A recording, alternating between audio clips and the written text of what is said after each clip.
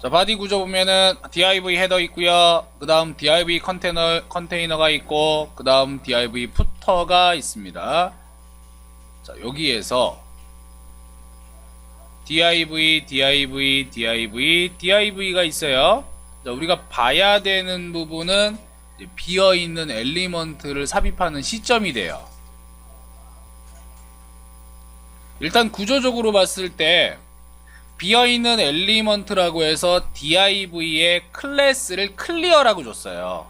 근데 지금 구조를 보게 되면 헤더와 컨테이너와 그 다음 다시 클리어라고 하는 클래스를 가진 div와 푸터 이렇게 구현이 되어 있어요. 일단 요걸 먼저 두고 보자고.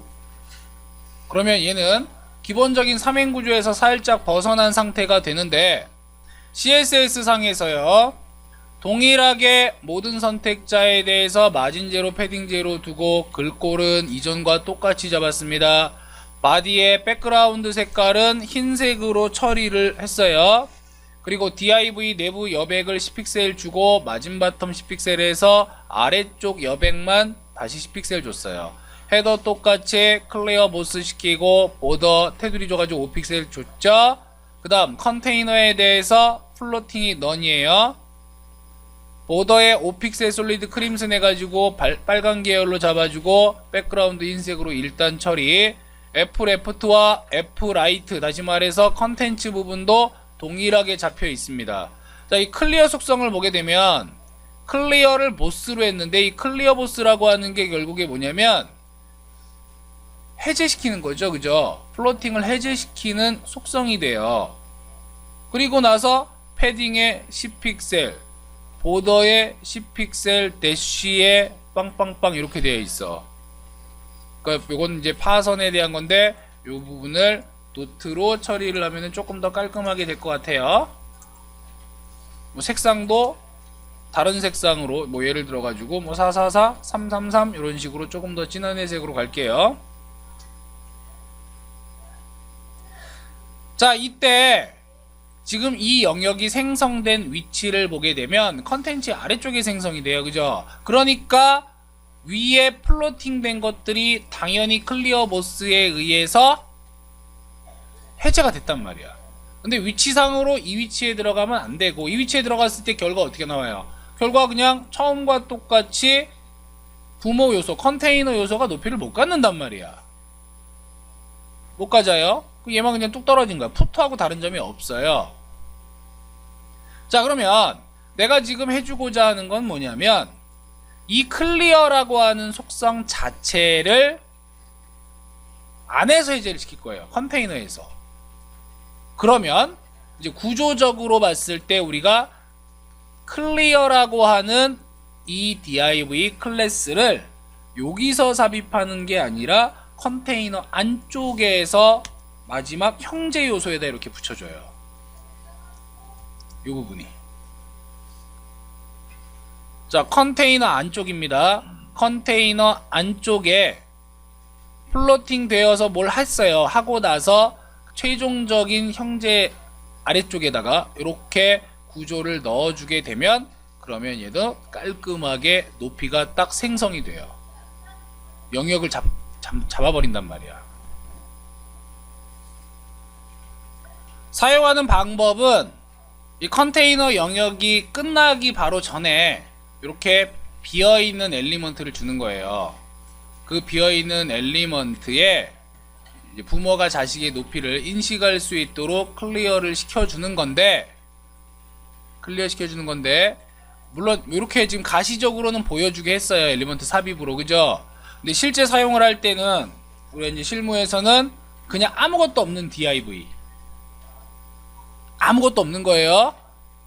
div는 div인데 내용 자체가 없는, 그래서 div에 클래스 클리어라는 이러한 요소만 집어넣어줘요. 일단 컨텐츠 자체가 없어져 버리면은 얘는 요만큼의 공간만 남겠죠. 자, 여기서 조금 더 후 처리를 해줍니다. 자, 어떤 짓을 하느냐? 클리어라는 클래스에 대해서 높이하고 그 다음에 오버플로우 히든을 줘요. 높이와 함께 오버플로우 히든을 줍니다.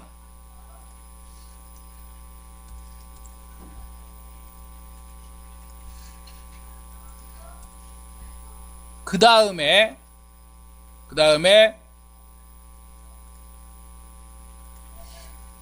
패딩 값하고 보더에 대한 건 어떻게 해야 돼요? 패딩과 보더는 해제를 해줘야겠죠? 없애야 되니까. 자, 이 부분은 해제를 해주게 돼요.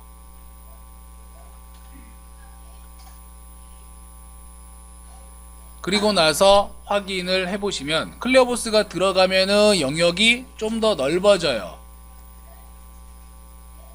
영역이 좀 더 넓어져요. 이렇게 넓어진 거는 기본 DIV에 뭐가 들어가 있어? 마진 바텀이 들어가 있어. 그래요. 기본 DIV에 지금 눈에 안 보여요. 영역 자체가. 그죠? 마진 바텀 때문에 그렇습니다. 여기에 마진 바텀 들어가 있고 안 보이는 DIV 역시 마진 바텀이 들어가 있다. 그래서 이렇게 넓어지는데 이것도 높이를 가질 수 있게 하는 방법 중에 하나야. 자, 클리어 보스라는 거를 해제를 하게 되면은 마찬가지로 삐져 올라오죠. 살짝. 중요한 건 이 부분이에요. 하이트를 0으로 한다. 높이를 0으로 준다. 그 다음에 오버플로우를 히든으로 한다. 오버플로우를 히든으로 한다. 즉 흘러 넘치는 영역을 숨겨라 이거죠. 어차피 내용은 없지만. 자, 이런 식으로 클리어 보스 써주게 되면은 마진 바텀이 적용이 되기 때문에 이 상태에서는 마진값 역시 어떻게 잡아야 돼? 마진값이 안 잡아줘야 돼요.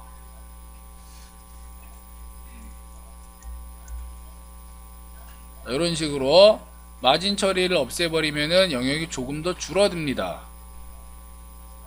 그 위쪽에서 DIV에 대한 기본 속성을 잡아놨단 말이에요. 마진 속성하고 패딩 속성, 그죠? 그렇기 때문에 저것들도 다 초기화를 시켜줘야 돼요. 아무것도 못 갖고 해.